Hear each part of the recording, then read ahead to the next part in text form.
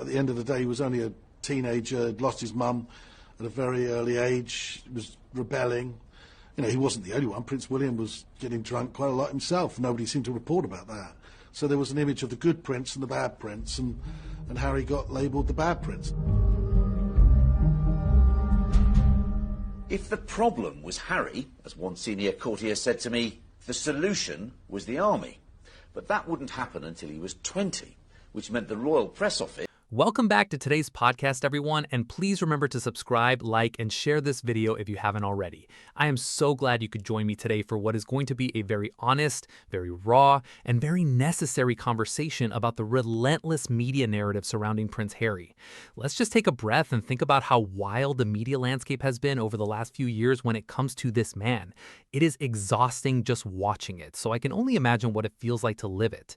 Today, I want to anchor our discussion around a very specific quote from royal biographer Robert Jobson, someone who's usually very cozy with the establishment. He once openly stated that Harry wasn't the only one, and that Prince William was getting drunk quite a lot himself, but nobody seemed to report about that. Just let that sink in for a moment. He wasn't the only one. I am holding on to that absolute fact today because I am here to fiercely defend Prince Harry from the constant, toxic attacks he faces from the derangers who have made it their life mission to villainize him. It is just so hypocritical, and honestly, sometimes you just have to shake your head at the sheer absurdity of the double standards. The lies that have been spun out here about Harry are deeply hurtful, deeply damaging, and that is precisely why I would like to take even these derangers' own words when they accidentally admit the truth. They cannot help themselves sometimes. They spend all day and night attacking Harry, fabricating stories and twisting his words. But the underlying truth remains that they are very much aware that Prince Harry is and always has been the designated target. He was a scapegoat, the one meant to take the fall so that the golden boy image of his brother could remain completely untarnished. When a prominent royal reporter openly admits that William was doing the exact same things, party-wise, but the media completely buried it to protect the future king, it exposes the whole game. It shows that the narrative was rigged from the very beginning. Harry was handed the rebel crown by the press, while William was given a halo that he clearly didn't earn.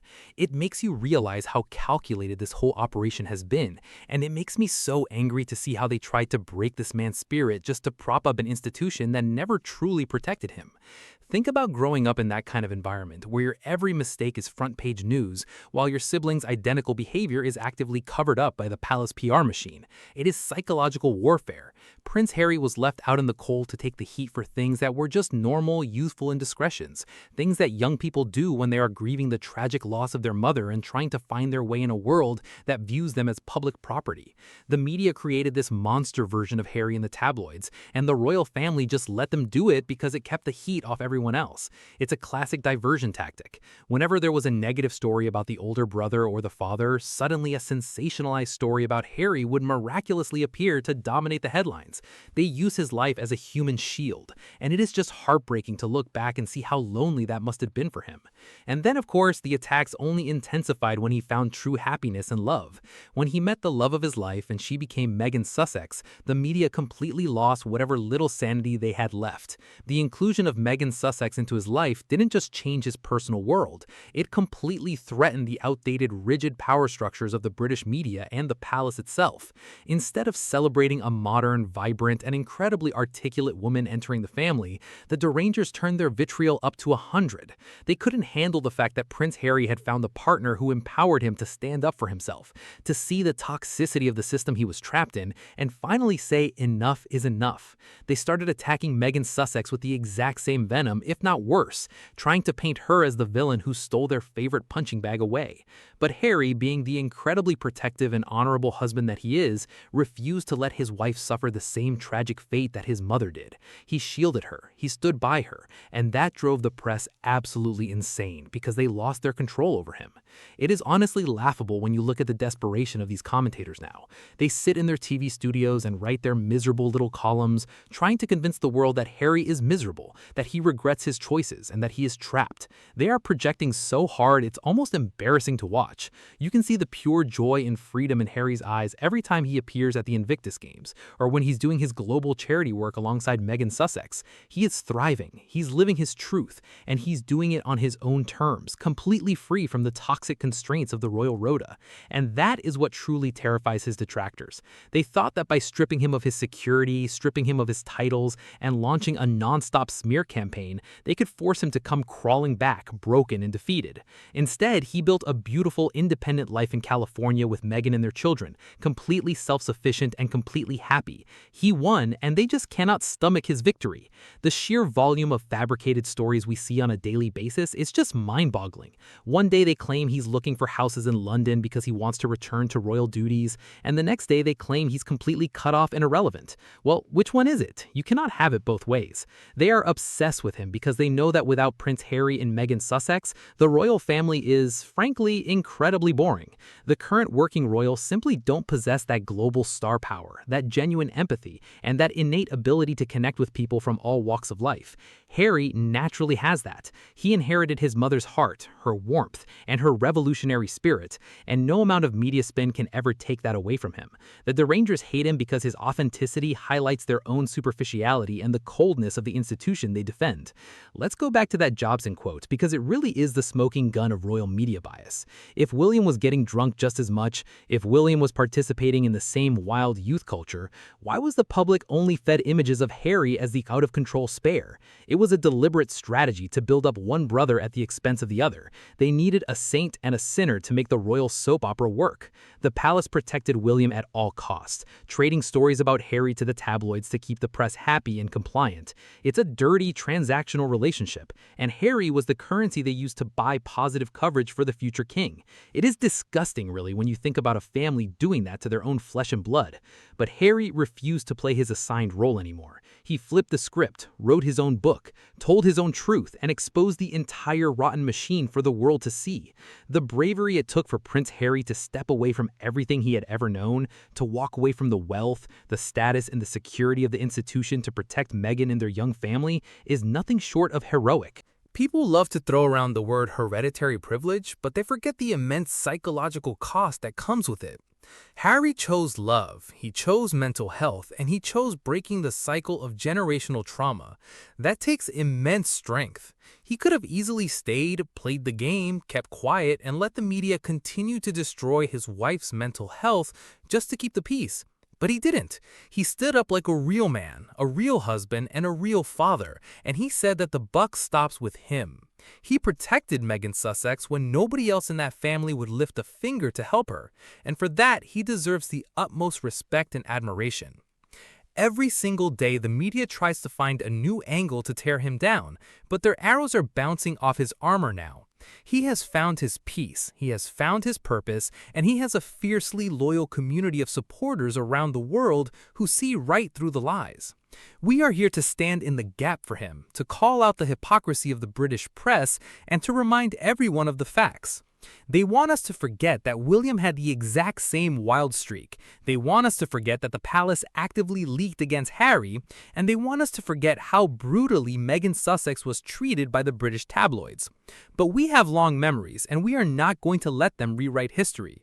The truth is out there, it is documented, and even their own royal experts cannot help but let it slip from time to time when they are trying to sound objective.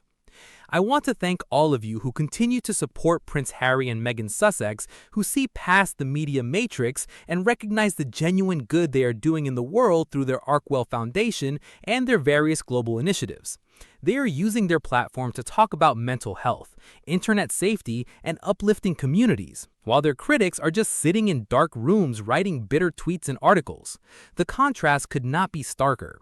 The reality of this situation goes so much deeper than just simple teenage partying or typical sibling rivalry. When we look at how the palace machinery operated during those formative years, it becomes blindingly obvious that Prince Harry was systematically denied the basic protections that were automatically granted to his older brother. The British tabloids want everyone to look at the past through a completely distorted lens, pretending that Harry was always the sole source of chaos. But Robert Jobson's revelation blows that entire fiction wide open. Think about the immense psychological toll it takes on a young person to realize that their own home, their own family's communications team, is actively trading their privacy to keep the air looks flawless. It was a calculated transactional relationship where Harry's reputation was treated as a disposable asset. Whenever the public started asking uncomfortable questions about the future king or the older generation of royals, the palace press offices would simply throw Harry to the media wolves to shift the focus. It is honestly laughable to watch the derangers try to deny this pattern today when the evidence is written all over the historical record. They want to paint Harry as bitter or paranoid, but what he did in stepping forward was simply speak the truth about a completely toxic system. He pulled back the curtain on the dirty deals done behind closed doors, where press access was bought and paid for using his life as currency. For years, he endured the headlines, the ridicule, and the targeted character assassination while maintaining a dignified silence, believing the institutional lie that things would eventually get better. But the moment he realized the machinery was gearing up to do the exact same thing to his wife, everything changed.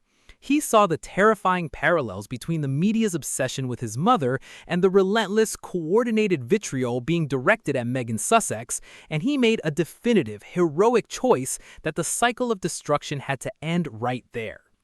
The arrival of Meghan Sussex completely shattered the archaic, predictable dynamic that the media had enjoyed for decades.